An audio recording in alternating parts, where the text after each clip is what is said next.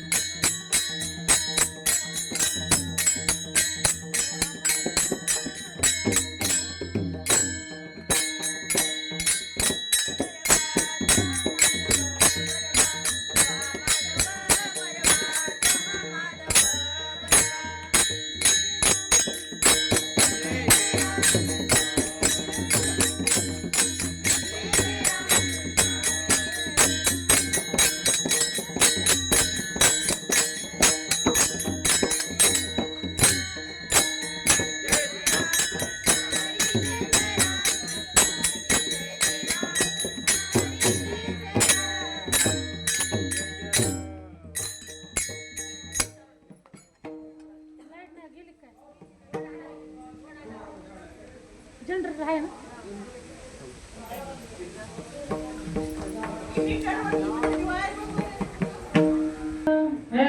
Mixer नाही ना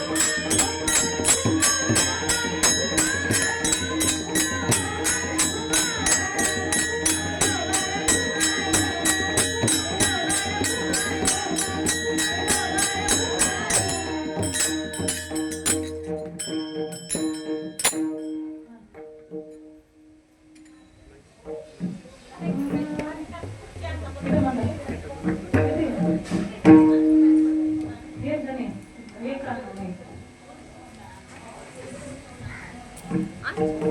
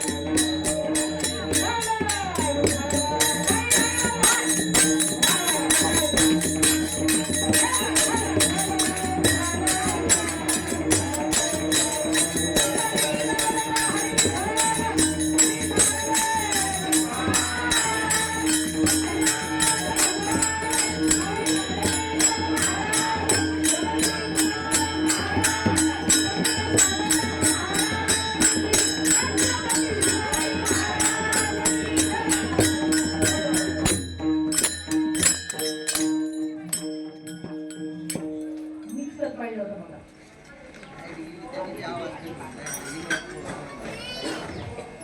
हा नाही पण मिक्सर आपल्या आवाज फरक येतो. हा पिंड पदावरी दिला फुलिये करी, पिंड पदावरी दिला फुली करी. माझे झाले गयावर जाण, माझे झाले गयावर जाण, पिटले पितरांचे ऋण, केले कर्मांतर, केले कर्मांतर, गोंग मारली हरिहर.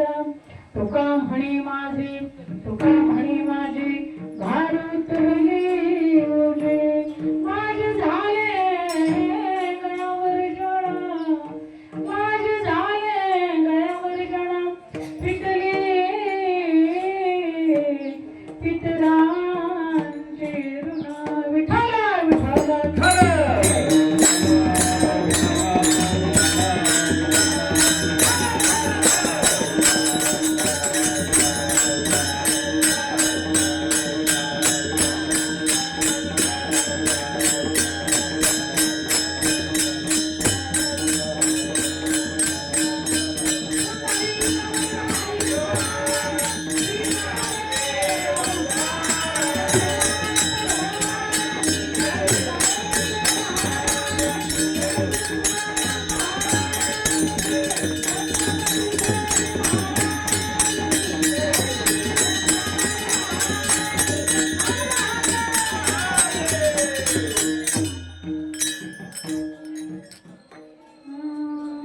समचरा सरोजं सान्द्रनीलाभदाभो, जगणनिहित पाणी मंडन मंडनानां, तरुण तुलसीमाला कंदरं कंजनेत्रं, सदैवलहास्तं विठ्ठलं चिन्तयामि. पांडुरंगाचा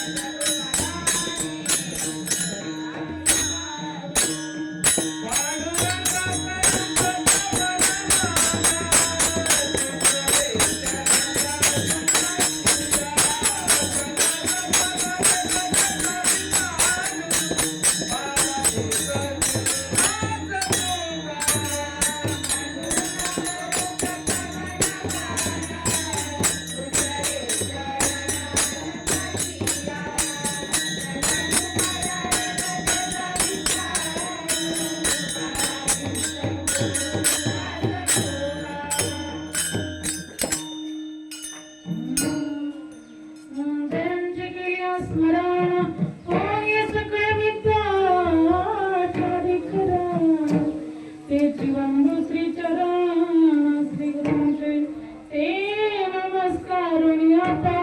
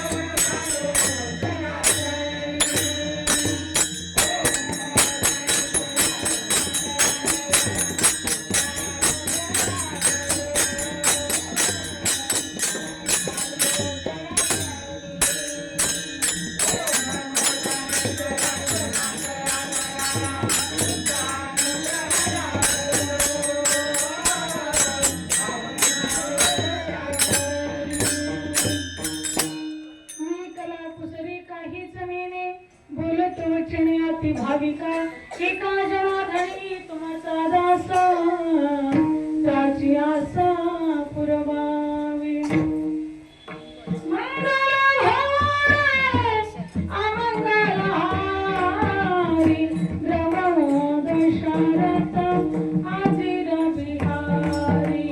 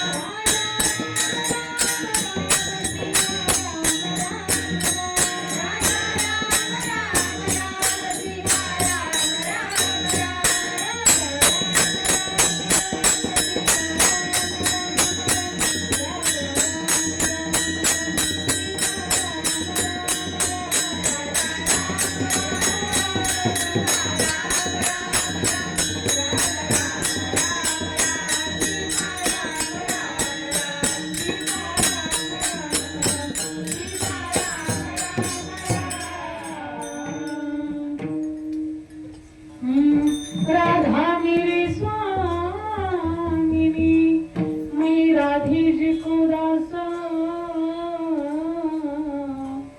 जन्म जन्म मोहि दीजियो प्रभु तुम्ही चरणन को वास यम प्रवर्गन्तमपेतमपेत कृत्यं द्वैपायन विरह कातारा जुहवा पुत्रेति कमलातरभिनेदु स्तं सर्वभूतहृदयं निमानतोऽस्मि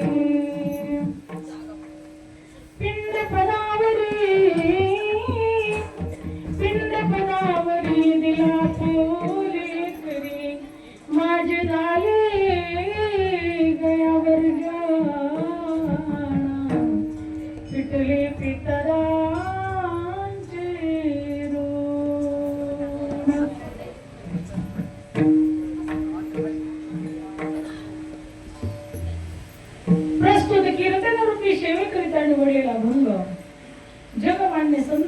ईश्वर मान्य जगतांचे गुरु चराचरांचे गुरु स्वराज्य निर्णय छत्रपती शिवाजी महाराजांचे गुरु ज्यांनी कधी केला नाही परमार्थाचा आळस तेच वंदनीय जगद्गुरु तुकोबराय झाले वारकरी संप्रदायाचे कलशस्थानी शोभणारे मूर्तिमंत वैराग्याचे पुतळे विवेकासहित वैराग्याचे बळ भगधगीत ज्वालाग्नी जैसा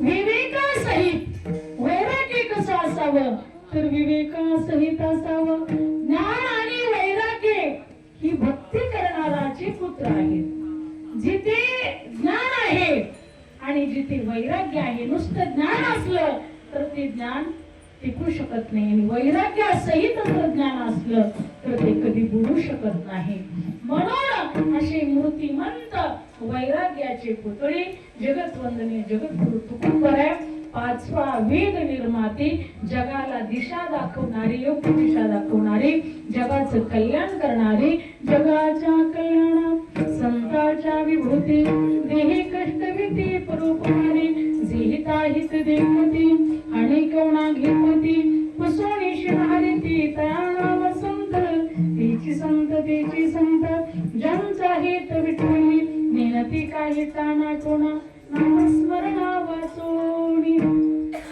याला संत म्हणतात जे योग्य दिशा दाखवतात आपल्या उद्धाराचा मार्ग दाखवतात त्याला संत म्हणतात जे भगवंतापर्यंत आपल्याला नेतात त्यांना संत म्हणतात म्हणून अशा पद्धतीने जगद्गुरु तुकोबरायांचा सेवेकरिता निवडलेला अभंग असून 4 चरणाचा आहे आणि सेवेचं निमित्त थोडक्यात तुम्हाला सांगते वर्ष श्राद्धानिमित्त या ठिकाणी आजची जी आपली कीर्तन सेवा आहे कैलासवासी शिवाजीराव श्रीपतराव मोळवणे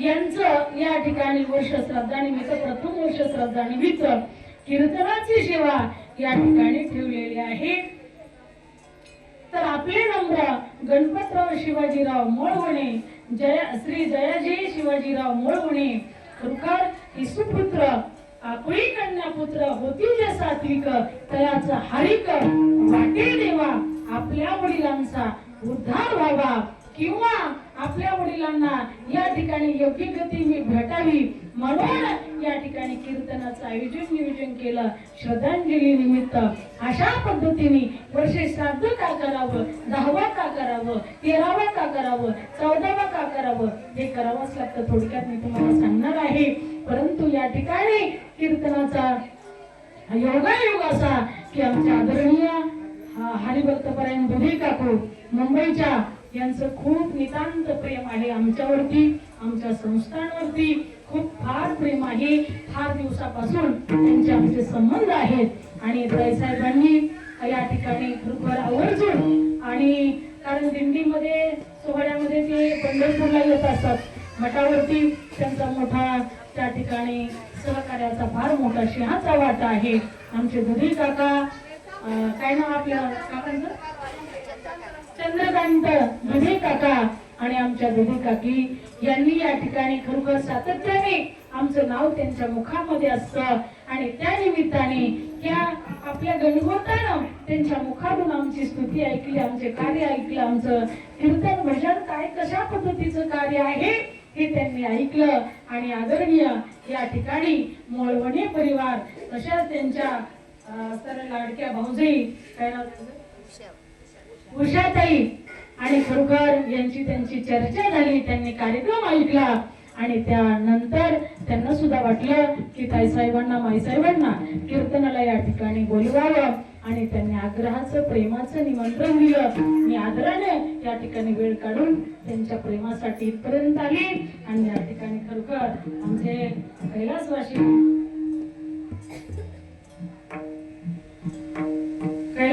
शिवाजीराव श्रीपतराव मोळवणे मी प्रथमतः या आजोबांना भावपूर्ण श्रद्धांजली समर्पित करते काय झालं बघा बघा लाईट आली बघा बघा पटकन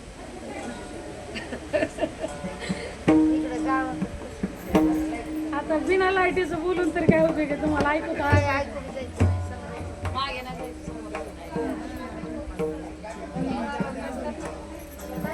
निसटलं का बाय? म्हणून या ठिकाणी प्रथमतः मी भावपूर्ण श्रद्धांजली समर्पित करते आणि कीर्तनाला सुरुवात करते.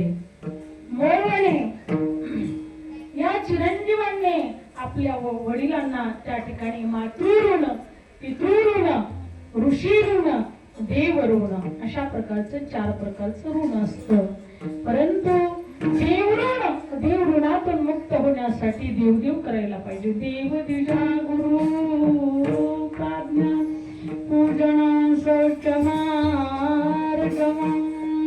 पत्रं पुष्पं फलं तोयं यर्मे भक्त्या प्रेक्षति तदहं भक्तिप्रभो मश्नामि प्रेतात्मना यत्करोषि यदस्नासि यज्जुहोसि ददासि यत्तपस्यसि कौन्तेय तत्कुरुष्व मदर्पणम्. या ठिकाणी देव ऋणातून मुक्त होण्यासाठी देवाचं भजन केलं पाहिजे. पंढरीची वारी बोल जा केली पाहिजे. वा वा, असं बोलत राहिलं मलाही समाधान वाटेल. लाईटीने जरी त्रास दिला आणि तुम्ही साथ दिली तरी बरं वाटत आहे का नाही? हा, देवाची वारी केली पाहिजे, देवाचं भजन केलं पाहिजे. करे टाळी बोला मुखी नाम जेणे हा जीव दिला दान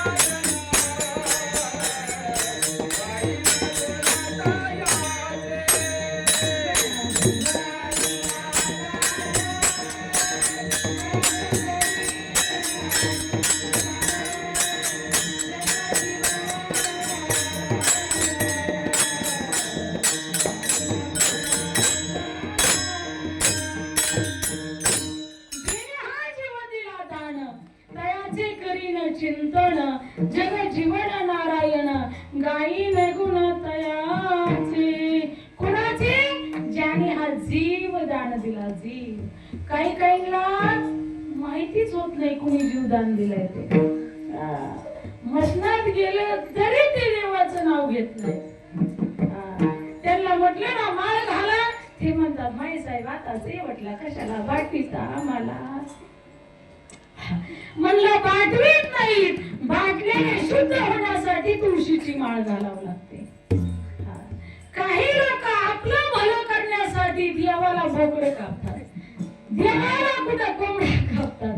बरं कोंबड्या बोकडे कापल्याने आपलं कल्याण होईल का सांगा बरं तुम्हाला? दुसऱ्याचा जीव घेतला आपलं कल्याण होईल का? नाही. अहो ते तर शाप्यत असतं. कारण श्रीमद भागवत कथेमध्ये वर्णन आलेलं आहे. एक राजा यज्ञ करायचा आणि अनेक पक्ष पशूंच्या बळी द्यायचा. बळी देत असताना सगळे दरवर्षी अनेक पशु बळी दिल्यामुळे काय झालं, ह्याचा ज्यावेळेस अंत समय जवळ आला त्यावेळेस जेवढे पशु याच्या हातून मारले गेलेले होते किंवा याच्या आज्ञेने मारले गेलेले होते तेवढे वरून टका टका टका टका त्याच्याकडे बघायचे, कधी मारतोय आणि याचा कधी सूड घेतोय. मग नारद महर्षीला त्या जीवाने विचारलं, हे माझ्याकडे का पाहतात? नारदाने सांगितलं, तू यांचा बळी घेतलेला आहे ना, म्हणून तुझा सूड घेण्यासाठी तुझ्याकडे पाहतात. आणि बळ कसं होईल? म्हणून त्यासाठी महाराज सांगतात, प्रत्येकामध्ये गीतेमध्ये वर्णन आलेलं सर्व सज्जा हृदय सन्निविष्ट मतस्मृती ज्ञानमकोणमच्या वेदेचे सर्वे गुणवी विद्यो वेदांत पृथ्वीत सर्वघटी राम देहादेही एक या उपाधी माझी गुप्त चैतन्याचे सर्वगत ते तत्वज्ञ संत स्वीकारे विठ्ठल जयस दाई वरला रीता ठाव नाही उरला अजिम्या दृष्टीने देखील विठ्ठलची मग आपला जो माळ घातल्याने पाठतो का वाटत नाही तर शुद्ध होतो जे आयुष्यभर त्या ठिकाणी खरोखर पांढरी कांदी खातात एकादशी सुद्धा पाहत नाही मेल्यानंतर मी प्रत्येक कीर्तनात सांगत असते की यांच्या तोंडामध्ये तुळशीचं पान घालू नका यांच्या तोंडामध्ये कोंबडीचे माखाडे घाला म्हणून आहे तोपर्यंत तुम्हाला वाटतंय ना देवाने देह दिला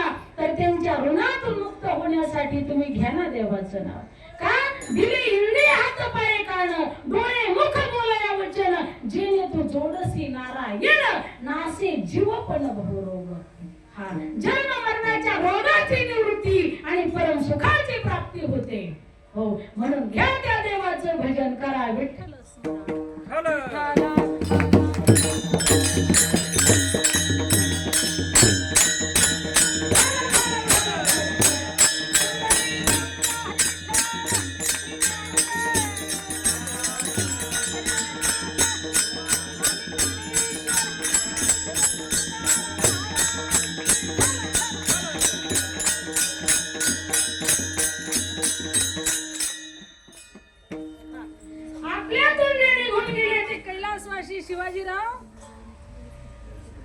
शिवाजीराव श्रीपतराव वळवणे यांचं कार्य महान होतं लेकरांसाठी खूप कष्ट केले लेकरांसाठी प्रत्येक आई वडील कष्ट करत असतात त्यांना सुसंस्कार बनवलं आणि खरोखर माणसाने प्रपंच करा हा तुकाराम महाराजांचं म्हणणं नाही की तुम्ही हिमालयामध्ये जा तुम्ही प्रपंच जरूर करा पण परमार्थ करता करता प्रपंच करा आपलं तसं नाही आपण प्रपंच करता करता परमार्थ करतो चला की दिंडीला ते म्हणतात नाही नातूच माझ्याशिवाय राहत नाही आणि एखाद्या वेळेस सकुबाई चालली म्हणून केराबाई निघाली हा महाराज सांगतात जाता जाता तिला सारी घरची आठवण आली की मधूनच माघारी आली आवाज घाली पंढरपुरांमधून आली माघारा अशा पद्धतीने आलं मनाला तर गेलं सेनाला मोडलं टोपलं की बसलं उन्हाला असं करायचं नाही तुम्हाला जसं वाटतं ना दररोज आपल्याला खावाच लागतं दररोज पाणी प्यावाच लागतं अन्नमय कोशे खाल्ले पिल्याशिवाय आपण जगू शकत नाही हे जसं तुम्हाला असतं या ठिकाणी माहिती आहे तसं मनामध्ये ध्येय धरा आपण जोपर्यंत भगवंताचं नाम घेण्याचा नियम करत नाही तोपर्यंत जीवनाचं सार्थक होतच नाही आणि आपलं जीवन पूर्णत्वाला जातच नाही आपली यथार्थता कृतार्थता कशामध्ये आहे तर त्या परमात्म्याच्या भक्तीमध्ये आहे परमात्म्याच्या दर्शनामध्ये आहे डोळे भरून या पाहिन तुझे मुख हेच माझं सुख देई देवा कान भरून या ऐकन तुझी कीर्ती हे माझं विश्रांती देई देवा कानाला ऐकण्यासाठी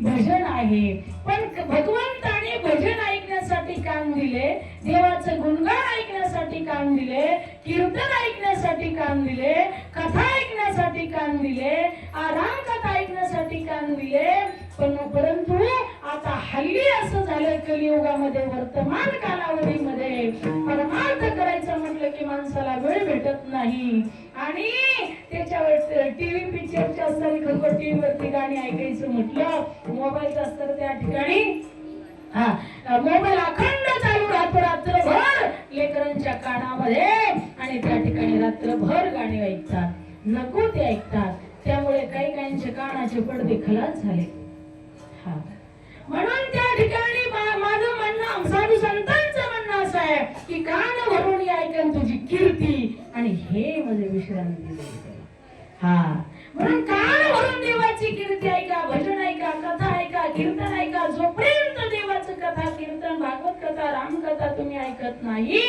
तोपर्यंत देवाबद्दल तुम्हाला काही माहिती होणार नाही. आणि सातत्याने तुम्ही ऐकत राहिला तर देवाबद्दल प्रेम वाढल्याशिवाय राहणार नाही. आणि भक्तीमध्ये भजनामध्ये प्रेम असेल तर ते देवाला भक्ती आवडते. प्रेमाविना भजन नाकाविना मोती अर्थाविना पोटी वाचवणी काय. ओंकार नाही ठाव म्हणे मी आहे भावीविना देव कैसा. महाराज सांगतात प्रेम असेल तर ते भजन. हा परंतु त्या ठिकाणी त्या भगवंताने एवढं आपल्याला हे दान दिला तरी आपल्याला त्याची आठवण होत नाही. हा कधी आवर्जून आपण मंदिरामध्ये जात नाही. जाणारे जातात पण काही काही न जाणारे सुद्धा येतात आहे त्यांच्यासाठी सांगते. नाही तू म्हणाला आम्ही जात होतो ना आमच्या पुढे काय सांगतात असं मनाला वाटून घेऊ नका. हा काही काही न जाणारे सुद्धा असतात. हा मग त्या ठिकाणी पांडुरंगाच्या मंदिरामध्ये जायला वेळ भेटत नाही. संत जनाबाई देवाचं भजन देवाचं दर्शन करण्यासाठी पंढरपूरला राहिली होती. परंतु त्या ठिकाणी नामदेवरायांचे वडील त्यांनी तिचा हात हातामध्ये घेतला आणि आपल्या घरी नेलं. घरी नेल्याच्या नंतर त्या ठिकाणी गोणाई म्हटले अहो ही कशाला आणलंय. आपल्याच घरचे उपाशी राहतात आणि हिला कशाला आणलं. दामोजी म्हटले अरे तसं नाही तिला लेकराला किती खायला लागतं. राहुदे मंदिरामध्ये एकटीच होती रडत होती म्हणून आणली तिला. ठीक आहे मग म्हटले घरातले काम करील आणि अर्धी कोर खाईल म्हणे. त्या ठिकाणी ती बिचारी तिथे राहिली. म्हटली मी सगळी कामं करील तुम्ही काळजी करू नका. ठीक आहे म्हटली घास भांडे. मग भांडी घासू लागली. तिला वाटलं आता भांडी घासली पटपट भांडी घासते आणि पांडुरंगाच्या दर्शनाला जाते. पटपट भांडी घासली हात वगैरे पुसले आणि निघाली. घोड्याने आवाज दिला राजाने आवाज दिला कुठे निघाली. पांडुरंगाच्या दर्शनासाठी. नाही नाही म्हणे भांडी घासून झाली ना आता धुणं धुवायचं राहिलंय. धुणं धुवायला सांगितलं पटपट धुणं धुतलं निघाली. कुठे चालली म्हणे पांडुरंगाच्या दर्शनाला. म्हणे अरे जरा पुढचं आणि काम राहिले ना. म्हटले काय काय ना म्हटली झाडून घे सारून घे. तिला वाटलं पटपट झाडून सारून घ्यावा सडा टाकावा आणि लगेच दर्शनाला जावा. पटपट झाडून घेतलं सडा केला सारवण केलं निघाली. कुठे चालली. राजाईने आवाज दिला गोणाईने दिला सांगितलं आता दळणं करायचे. दळणं करायला लावली. पटपट दळणं केलं आणि निघाली. सांगितलं कुठे चालली. म्हणे नाही आता संध्याकाळचा स्वयंपाक करायचा आहे. ज्याच्यासाठी राहिली होती त्या देवाकडे जायला वेळ भेटत नव्हता पण मनामध्ये विठ्ठल होता. हृदय बंदी खाना केला आत विठ्ठल कोंडीला धरिला पंढरीचा चोर गळा बांधूया दोर. हृदय बंदी खाना केला आत विठ्ठल कोंडीला. रात्रंदिवस मनामध्ये तनामध्ये रोमारोमामध्ये विठ्ठल विठ्ठल विठ्ठल विठ्ठल विठ्ठल विठ्ठल विठ्ठल बोलावा विठ्ठल पहावा विठ्ठल करावा विठ्ठल जीव भावे. येणे सुशे मन झाले हवं बरी परत माघारी घेत नाही. सातत्याने भजन सततम कीर्तयन्माम यतन्तश गुणव्रताः नमशन्तश मां भक्त्या नित्ययुक्ता उपासते. तरी जायचे चोखटी मानसी विहोण्याचे क्षत्र संन्यासी जया निजली अगा उपासी वैराग्य. अशा पद्धतीने त्या ठिकाणी सातत्याने भगवत नाम चिंतन विठ्ठलाचं भजन आणि त्या ठिकाणी मनामध्ये खंत वाटायची माझ्या पंढरीच्या पांडुरंगाच्या देवळामध्ये जाण्यासाठी राहण्यासाठी सेवा करण्यासाठी भजन करण्यासाठी राहिले. पण देवळात जायला वेळ भेटत नाही. डोळ्यातून घळघळ घळघळ अश्रू व्हायचे आणि संध्याकाळी दळायला लागली म्हणजे म्हणायचे सुंदर माझे जाते गा जाते बहुते गा वव्या गाऊ कौतुकी तुई देवा विठ्ठला वव्या गाऊ कौतुकी तुई देवा विठ्ठला. सासू आणि सासरा जिरतो तिसरा सासू आणि सासरा जिरतो तिसरा वव्या गाऊ प्रकारा तुई देवा विठ्ठला वव्या गाऊ प्रकारा तुई देवा विठ्ठला. हिरे बाळ विठ्ठला हिरे बाळ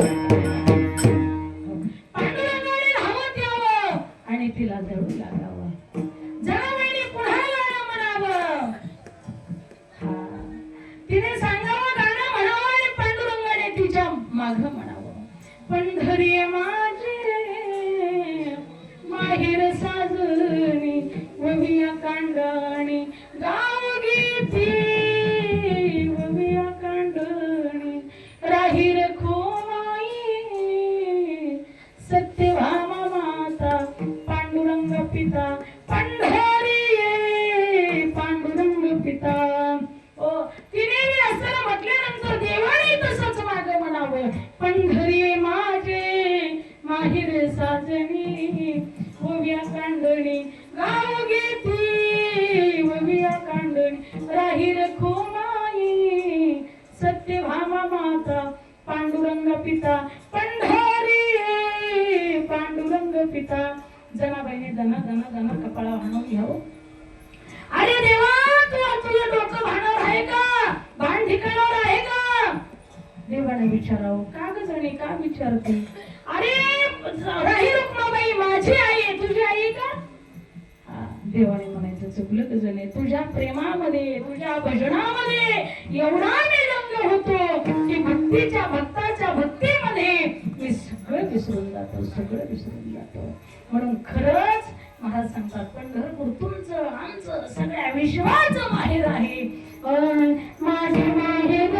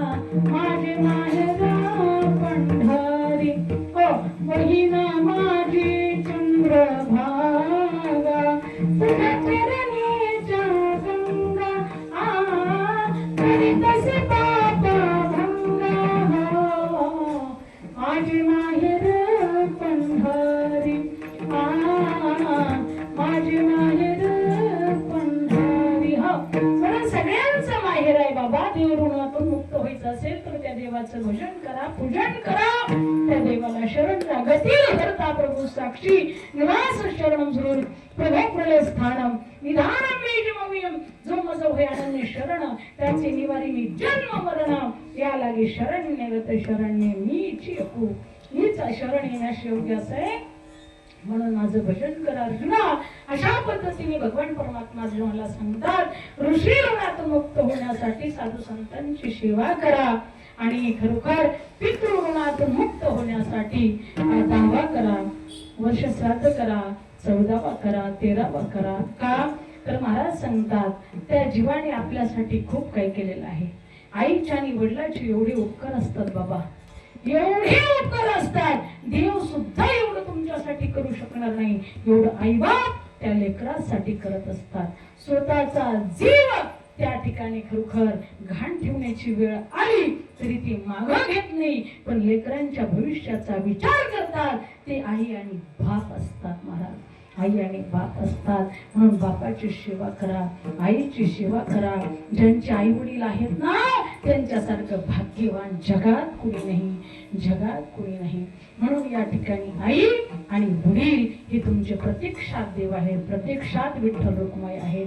जोपर्यंत आई वडील आहेत, म्हातारी आई वडील त्यांच्या सेवेसाठी वेळ जात असेल, पंढरपूरला जायला वेळ भेटत नसेल, तरी माझा देव तुमच्यावरती खुश राहील. पण तुमचे आई वडील, आमचे आई वडील या ठिकाणी चहा पाण्या वाचून, जेवणा वाचून, पाण्या वाचून त्या ठिकाणी आरडत असतील, ओरडत असतील, वेळेला भेटत नसेल आणि आपण इकडे पंढरपूरच्या वाऱ्या करत असाल, तर देव पांडुरंग विठ्ठल रुक्माई प्रसन्न होणार नाही. ते अगोदर म्हणतील, घरच्या देवाला तू आधी त्यांना त्यांची पूजा कर, त्यांची सेवा कर आणि त्यांची सेवा झाल्यानंतर माझ्याकडे ये. कारण महाराज सांगतात, आई वडिलांना एवढं महत्व आहे.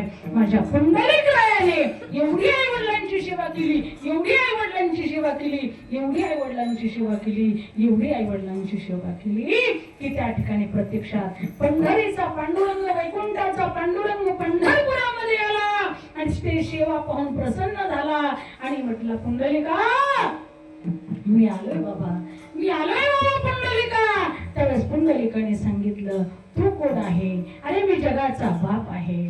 पिता मत्स्य जगतो, माता धाता पिता महा विभ्रम पवित्रमंकार वृक्षामे जुरेवच. जगाचा बाप आहे, जिने हे विश्व निर्मिले, महर्षी देव संस्थापिले, एक स्वर्गात धरले, सत्ता मात्र्या पुल्या, वृक्षाचे पान हले ज्याची सत्ता, कोण बोलविता देवा विना. म्या बोलविला येतो बोले, म्या चालविला सुरे चाले, म्या हलविल्या प्राण वाहले, जो जगात ते चाळीता. असा विश्वाचा भरण पोषण करणारा या ठिकाणी मी विष्णू परमात्मा या ठिकाणी आलेलो आहे. त्यास पुंडलिकरायाने त्या ठिकाणी एक वीट होती, ती मागे फेकली. कारे पुंड्या मातलासी उभे केले विठ्ठलासी, ऐसा कैसा तुरे देत मागे भिरका बोली वीट. म्हणून साधू संत जे काही कार्य करत असतात ते जगाच्या कल्याणासाठी करत असतात. त्यांनी आई वडिलांची एक निष्ठेने सेवा केली आणि त्या निमित्ताने वैकुंठीचा देव या पंढरपुरामध्ये आला, वैकुंठामध्ये आला आणि तो तुमच्या आमच्यासाठी सोपा झाला. म्हणून साधू संत सांगतात, पंढरीशी जाणे आल्यानं संसारा, का तर दिनाचा सोयरा पांडुरंग. तिथे गेल्याच्या नंतर तो उच्च पाहत नाही, नीच पाहत नाही, जात पाहत नाही, गोत पाहत नाही. जात वीत गोत कुळशीळ मात भजका तुरीत भावना युक्त. देव भावाचा भुकेलाय, देव प्रेमाचा भुकेलाय. भाव पाहिजे, भावे गावे गीत, शुद्ध करून या चित्त. तुझं भाव आहे देव, तरी हा सुलभ उपाय मी अगोदर सांगून गेले की प्रेमाविना भजन, नाकाविना मूर्ती. एक दोन उदाहरणं तुमच्या पुढे ठेवते आणि अभंगाकडे ओळते. भाव महाराज सांगतात, मीनाने भजन करत होती पायोजी महिने राम रतन धन पाय, पायोजी महिने राम रतन धन पाय. खर्चा कोई चोरण लेवे, खर्चा कोई चोरण लेवे, दिन दिन बढ़त सवायो. पायोजी महिने राम रतन धन पायो, पायोजी महिने राम रतन धन पायो. मीराजी त्या कृष्णकन्याची मूर्ती आहे, दिव्य मूर्ती आहे, हातामध्ये वीणा आहे आणि त्या परमात्मा पुढे भजन गाताय. भावनेने गावं तुम्ही. तुमची इष्टेत भगवंत पाहत नाही, तुमचा अस्तर अधिकार पाहत नाही, तुमचं पद पाहत नाही, तुमची प्रतिष्ठा पाहत नाही, तुमचा पैसा पाहत नाही. देव फक्त भाव पाहतो, देव फक्त प्रेम पाहतो. त्या ठिकाणी भजन करत होत्या मीराजी. भजन करत असताना त्या ठिकाणी त्या परमात्म्याच्या भजनामध्ये तल्लीन झाल्या. डुलत गात त्या ठिकाणी विना वाजवत भजन गात होत्या. त्या कृष्ण कन्याची मूर्ती डोळ्यासमोर होती आणि त्या मूर्तीला पाहत पाहत त्या आनंदामध्ये त्या डुबून गेलेल्या होत्या. आणि तिथे जगप्रसिद्ध तानसेन नावाचे असणारे खरोखर सुप्रसिद्ध गायनाचार्य महाराज आले. त्यांच्या पाठीशी बसले. बसल्याच्या नंतर त्यांनी एक चित्त करून ते भजन ऐकलं. त्यांनाही खूप छान वाटलं. ते भजन संपलं, गीत संपलं. संपल्याच्या नंतर मीराजीने आपला जो तंबुरा होता तो काढला, देवाच्या पुढे ठेवला आणि दर्शन घेतलं. मागे वळून पाहिलं. पाहिल्याच्या नंतर त्या ठिकाणी तानसेनजी महाराज दिसले. तानसेनजी महाराजांना रामकृष्ण हरी केला. राधे राधे, जय श्री कृष्ण. हा, तानसेनजी महाराज हसले आणि म्हटले, मीराजी वाह क्या बात है, बहुत अच्छा गाती हो, बहुत अच्छा गाती हो. गाते जाना, गाते जाना, गाते जाना, गाते जाना. लेकिन थोड़ा राग से गाते जाना. मीराजीला राग आला नाही. मीराजी होत्या त्या हा अवतारिक होत्या त्या. हा परिपूर्ण ज्ञानाचं भांडार होतं. हाथ जोड़ले तानसेन जी महाराज, मैंने आपकी कीर्ति सुनी है, बहुत अच्छा गाते हो तुम, बहुत अच्छा गाना है आपका. तुम गाने के बाद वरुण देव नीचे आते हैं.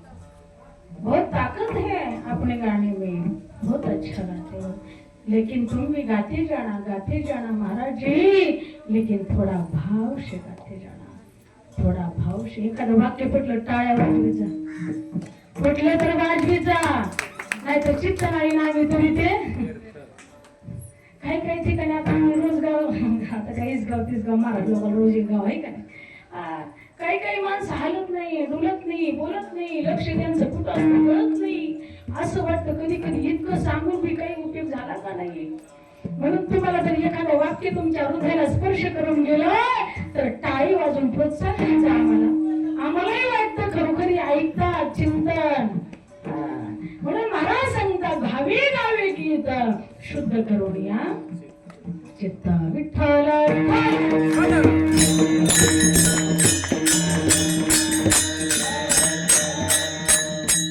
म्हणून परमार्थ हा भावनेच आहे. हा म्हणून नको ब्रह्मज्ञान आत्मस्थिती भाव, मी भक्त तो देव ऐसे करी. दावी रूप मज गोपिका रमणा, ठेवू दे चरणा बरी माथा. म्हणून अशी असताना खरोखर भावनिक प्रेम पूर्ण अशी भक्ती केली पाहिजे. म्हणून महाराज सांगतात या ठिकाणी खरोखर मला सांगायचे की भाव पाहिजे, प्रेम पाहिजे. व तसं आपलं सुद्धा देवावरती प्रेम पाहिजे, देवावरती भाव पाहिजे. कुणावरती जगावरती कुणावरती प्रेम करावं हे सगळं स्वार्थी जग आहे, पण त्या देवावरती तुम्ही प्रेम करा महाराज. देव तुमच्या मागे उभा राहिल्याशिवाय राहणार नाही. मागे पुढे उभा राही संभाळिता आली आघात निवार. कधी कधी असं घडतं, एखादी सुंदर स्त्री असेल तर एखादा पुरुष तिच्या प्रेमामध्ये पडू शकतो. एखादा सुंदर पुरुष असेल तर एखादी स्त्री तिच्या प्रेमामध्ये पडते. पण हे सोडा, तुम्ही त्या देवाच्या प्रेमामध्ये पडा. सगळं विश्व तुमच्या प्रेमामध्ये पडल्याशिवाय राहणार नाही. विश्व तुमच्या प्रेमामध्ये पडल्याशिवाय राहणार नाही. हे शाश्वत प्रेम आहे. म्हणून महाराज सांगतात त्या देवावरती प्रेम करा. देवाचं भजन करताना भावनेने करा, श्रद्धेने करा. श्रद्धावान लभते ज्ञानम, श्रद्धेने करा, प्रेमाने करा. बघा तुम्ही सगळ्या महिला मंडळ माहेराला गेला असाल, दिवाळी खाल्ली असेल, लाडू खाल्ले असतील, भाव कोणी एक साडी घेऊन गेला असाल, जवळ असताना पाकिटामध्ये 1000-2000 रुपये नेले असतील, त्याचं काहीतरी कुडक मुडक केलं असेल आणि तिकडून आला असाल आणि नवऱ्याला सांगितलं असेल माझ्या भावाने केलं, माझ्या भावाने केलं, माझ्या भावाने केलं. भाव कधी करत नाही, एखादीचा करतो. श्रीकृष्णासारखा जिचा भाव आहे, हा श्रीकृष्ण सारखा जिचा भाव आहे तो द्रौपदीसाठी काय सगळं काही करतो. पण असे काही भाव आहे, बहीण यायची म्हटलं तरी हा सासूरवाडीला निघून जातो. तरी बहिणीला एवढं कौतुक असतं तरी ती नवऱ्याला म्हणते, अहो पप्याचं बाप तुम्हाला माहित नाही का, माझा दादा वाट पाहत होता, माझ्या दादानी नथ केली. नुसत्या पप्याच्या बापाला सांगत नाही तर त्या ठिकाणी साळकाया सगळ्यांना सांगते. आणि त्या ठिकाणी त्याच गल्लीमध्ये एक संन्यासी बाबा होते. त्या बाबाने त्या बाईला बोलून घेतलं. म्हणले बाई कुठे गेलतात? म्हणले माहेर आला. काय केलं भावाने? एक तोळ्याची नथ केली. म्हटले 8 दिवस झालं मी ऐकतोय भावानी नथ केली म्हणताय. मला सुद्धा आनंद वाटला. किती प्रेम आहे तुमचं तुमच्या भावावरती. वा वा वा वा, क्या बात आहे. बहीण असावी तर अशीच असावी. पण ज्या देवाने तुम्हाला नाक दिलं नथ घालण्यासाठी त्या देवाचं कधी नाव घेतलं का? ती म्हणजे आता बाय तिथे विसरूनच गेले बाबा. म्हणून महाराज सांगतात आठवील पाय हा माझा नवास, रात्री ही दिवस पांडुरंगा त्या परमात्म्याला विसरू नका.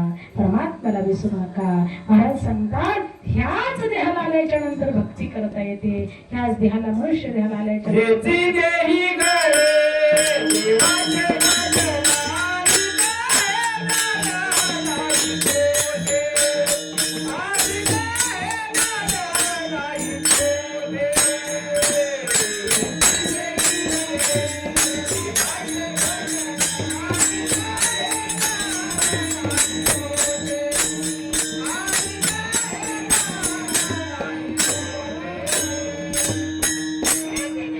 नाचणारी कोठे आली नाचणारी कोठे म्हणून या ठिकाणी ह्याच देहाला आल्याच्या नंतर देवाची शरणागती देवाचे भजन पूजन करत आहे तर ठीक आहे. म्हणून या ठिकाणी महाराज सांगतात आपल्यातून निघून गेलेले जे असणारे कैलासवासी शिवाजी शिवाजी सोळवे या ठिकाणी आपल्यातून निघून गेलेले आहेत. त्यांचं कार्य चांगलं जगासाठी आपल्या लेकरांसाठी सर्व काही त्यांनी केलं. प्रपंच थाटामाटामध्ये केला. आई बापांचे फार उपकार असतात. त्या ऋणातून मुक्त होण्यासाठी आपल्याला हे वर्ष श्राद्ध करावं लागतं. वर्ष श्राद्ध म्हणजे काय तर महाराज सांगतात वर्ष श्राद्ध म्हणजे मुक्त दिन आहे. आपण जे जीवनामध्ये असतं आपल्याकडून चांगलं घडतं वाईट घडतं त्या ठिकाणी चुकून कळत नकळत घडत असतं आणि त्या ठिकाणी वर्ष आपण मेल्याच्या नंतर त्या ठिकाणी चित्रगुप्ताकडे सगळी यादी असते आणि त्या पद्धतीने आपला सूक्ष्म देह निर्माण करतात. त्या पद्धतीने आपले असणारे खरोखर आपल्याला त्या ते कर्मातून अशा पद्धतीने मुक्त होण्यासाठी ते कर्म आपल्याला फेडावं लागतात. आणि नंतर मग त्यांचे असणारी मीटिंग होती. मीटिंग झाल्याच्या नंतर आपल्या पाप पुण्यानुसार आपल्याला जन्म त्या ठिकाणी मिळत असतो. आज वर्ष श्राद्ध म्हणजे 1 वर्षामध्ये आपल्या कर्माचा लेखाजोखा होतो आणि आज ठराव झालेला असतो की ह्या जीवाला कुठल्या देहामध्ये पाठवायचं. वसांश जीर्णानि यथा विहाय नवानि गुणाति नरोपराणि तथा शरीरानि विहाय जीर्णानन्यानि संयतानि देहि. आता नवीन देहामध्ये त्या जीवाचा काय होत असतो प्रवेश होत असतो. म्हणून आज मुक्त दिन आहे. म्हणून त्या जीवाला आज मुक्ती मिळणार आहे. कुठला तरी देह प्राप्त होणार आहे. म्हणून त्या ठिकाणी वर्ष श्राद्ध हे करावं लागतं. विठ्ठल विठ्ठल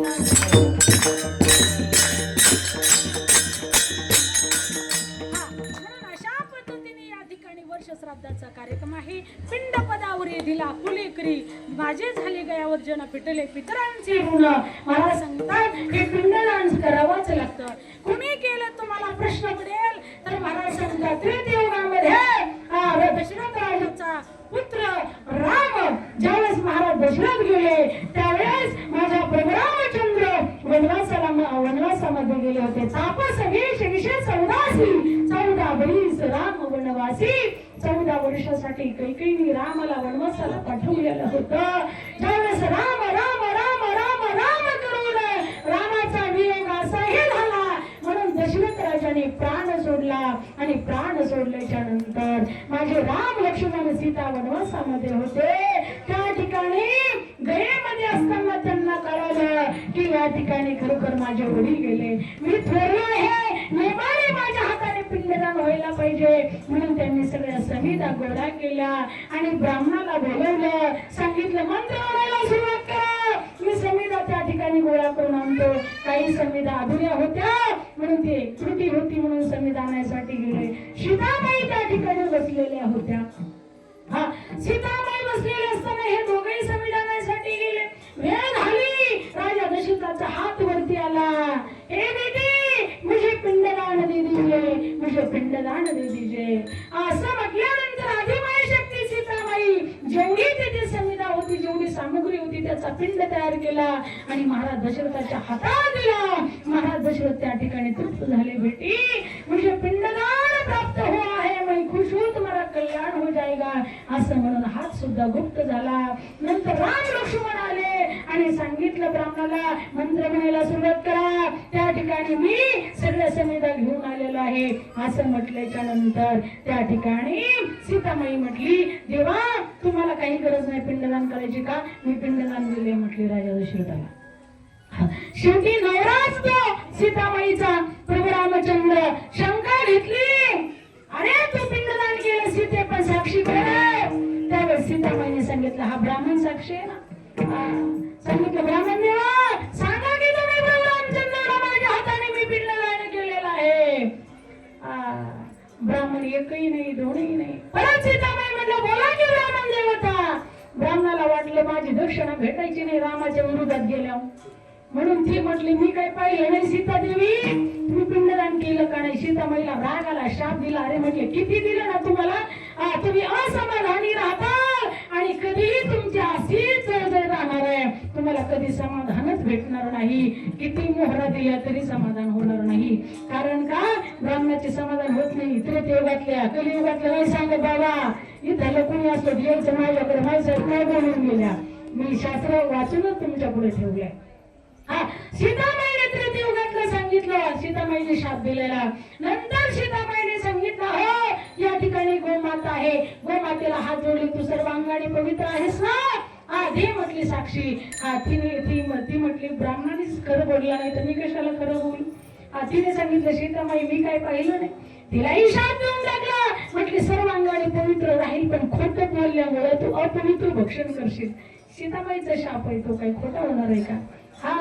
मग गाई सर्वांगाने पवित्र आहे, गोमूत्र पवित्र आहे, शेण पवित्र आहे, पण तिचं मुख पवित्र नाही. आता जरशा गाय आम्ही लहान होतो तेव्हा पांढऱ्या खिलाऱ्या गाय असायच्या, त्या सोडल्या की गावाच्या बाहेर द्यायच्या. तेव्हा काय स्वच्छ भारत योजना नव्हती बघा. मग त्या ठिकाणी अशा पद्धतीने सीतामाईने दिलेला शाप. तिसरा साक्षीदार त्या तुळशीची प्रार्थना केली, तुळशी माते तुझी पवित्र, तू पवित्र आहे, तुझी सेवा केल्याच्या नंतर त्या ठिकाणी समाधान भेटतं. तू वृंदा हे साक्षात. मग त्या ठिकाणी दिन साक्षी तू होतीच नाही. ती तिने नकारा ती बाण हलवली, सांगितलं तू सुद्धा उकरड्यावर उगवशील म्हटली, नको. त्या ठिकाणी तिलाही शाप दिला.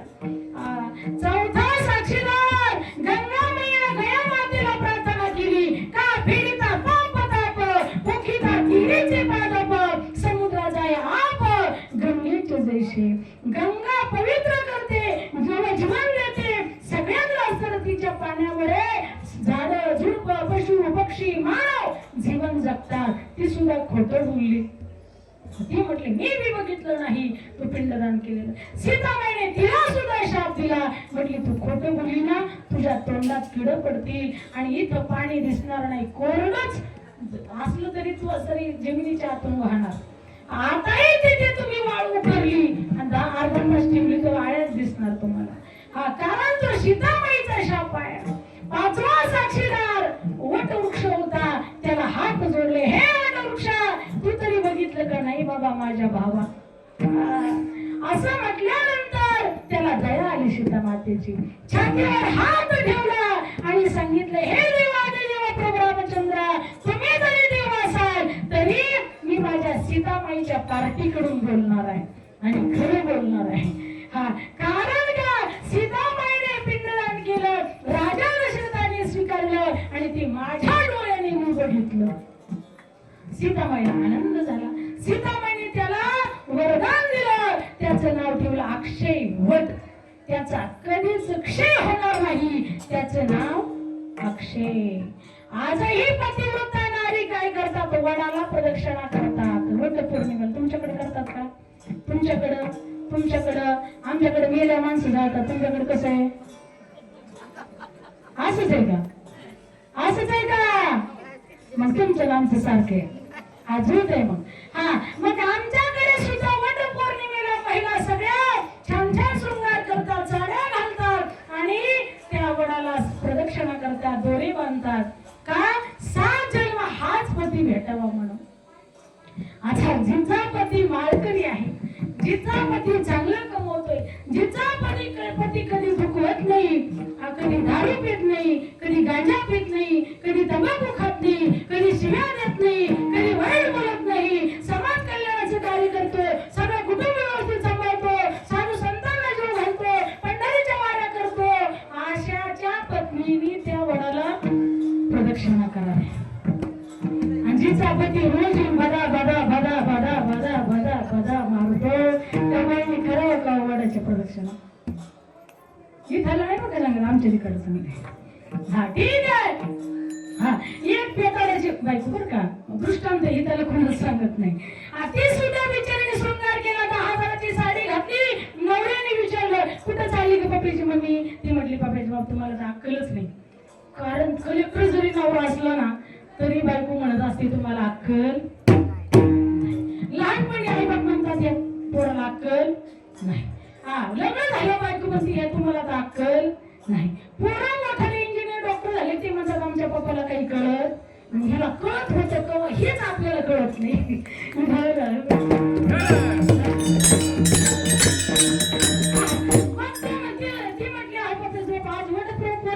मला जावळे की वराला. तू म्हटलं वराला कशासाठी जायचं. ती म्हटलं बाप्पा धन्यवाद तुम्हीच 7 जन्म नवरा भेटावा म्हणून. त्याला खूप आनंद झाला.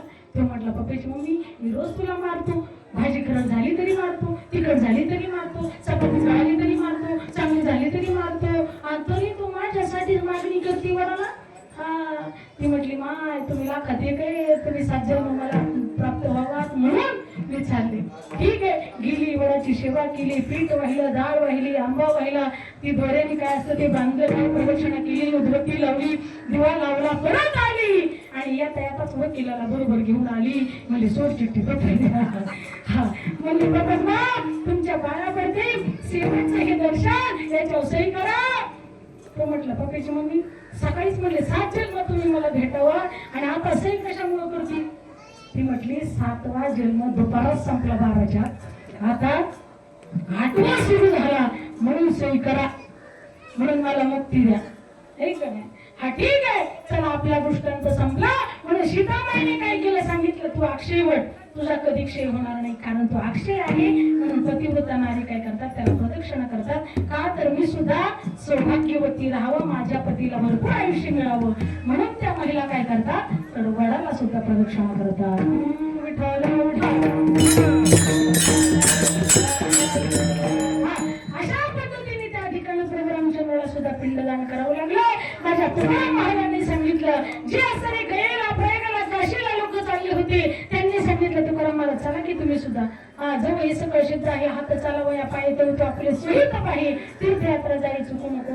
तुकाराम महाराज म्हटले मी दररोज वारी करतोय, महिन्याची वारी करतो, 15 दिवसाची वारी करतो, दररोज म्हटलं तरी चालत राहतो पांडुरंगाचं नाव घे. माझी ही काढली वारी चुकण म्हणून तिकडे काही माझं येणं होत नाही. तुम्ही गयेला चाललात ना मग माझं एवढं पत्र गयेला द्या. ते पत्र लिहिलं अभंगाच्या प्रथम चरणात सांगतो.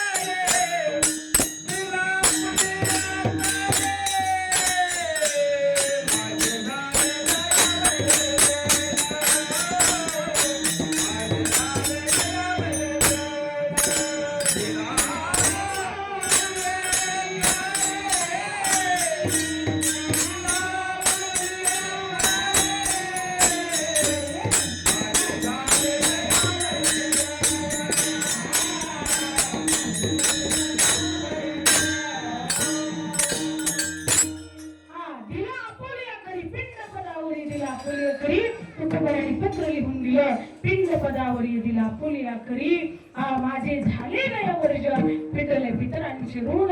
हे साधू संतांना वारकऱ्यांनो माझे असताना ही स्वतःचा पिंड मी पांडुरंगाच्या चरणावरती समर्पित करतो आणि माझ्याच हाताने माझा पिंड समर्पित करतो. पिंड पदावरी दिला आपुल्या करी म्हणजे स्वतःच्या हाताने दिला. हिताच माझे झाले गया वर्जन पिटले पितरांचे ऋण. म्हणून त्या ठिकाणी गया वर्जनही झालं आणि पितरांचे ऋणही पिटले.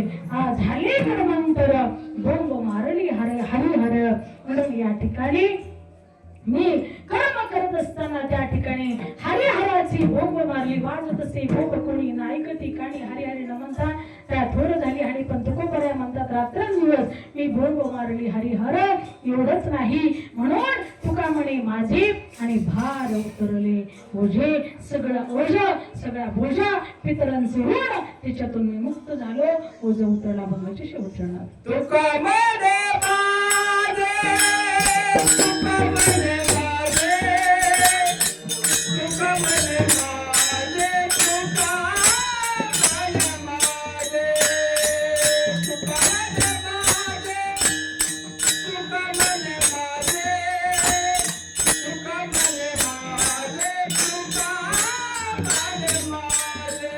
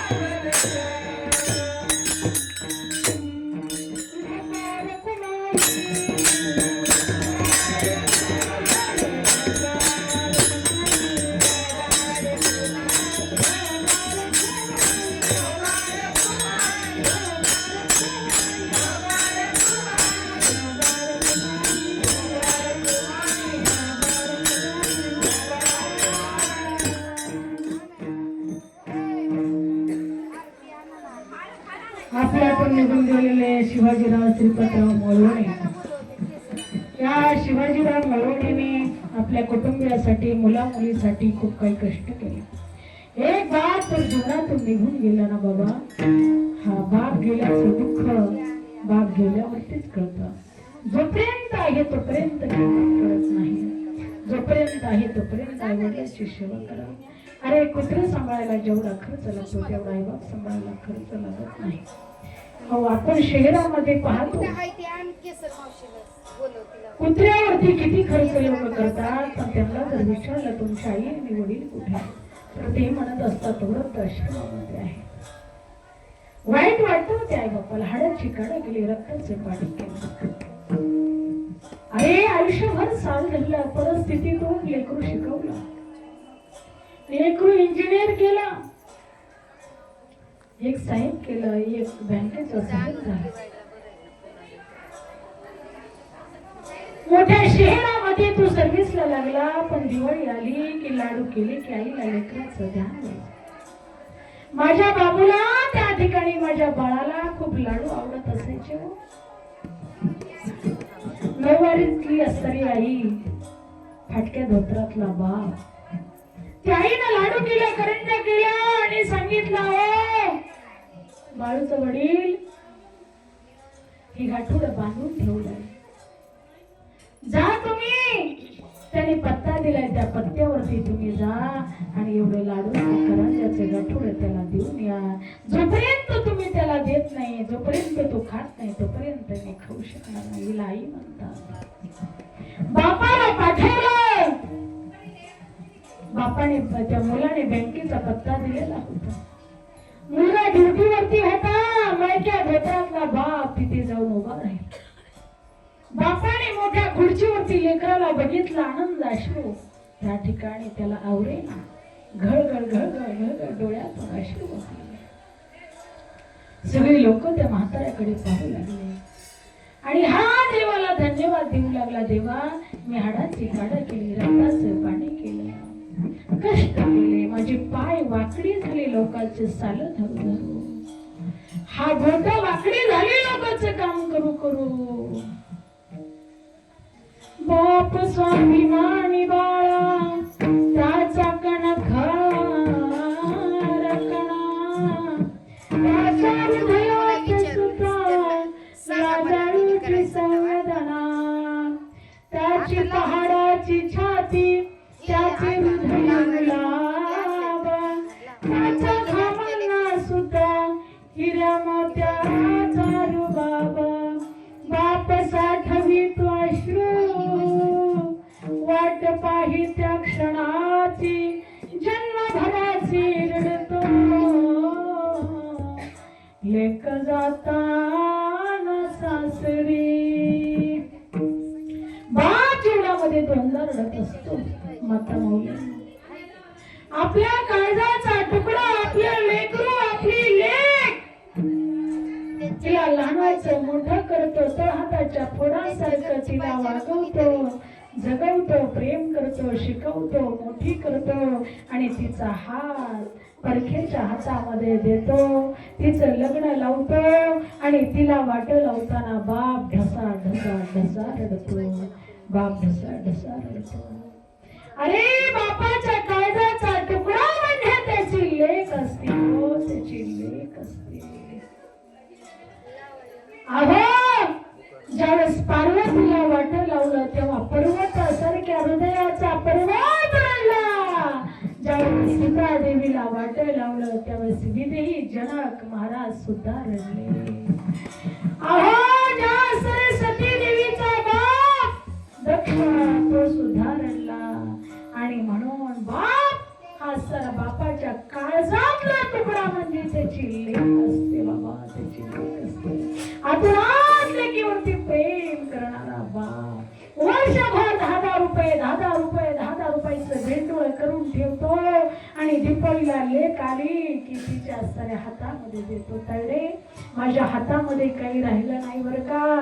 तुझ्या भावाने कशी साडी घेतली असेल माहित नाही, पण हे एवढे पैसे जोडून ठेवले 1,000 2,000, हे घेऊन जा आणि तुझ्या मनासारखी साडी घे, तुझ्या मनासारखी साडी घे असा मंत्र टचकन रडतो तळले. अगं हाडाची काढा केली परिस्थितीतून मी या ठिकाणी दिवस काढले. तुला गरीबाच्या घरी दिलं, तुला मला काही देता आलं नाही. तू माझ्या नावासाठी राहिली, माझं नाव कमवलं, तुझं कल्याण होईल. आणि हे 2,000 रुपये घेऊन जा आणि सुखाने संसार कर. विठ्ठल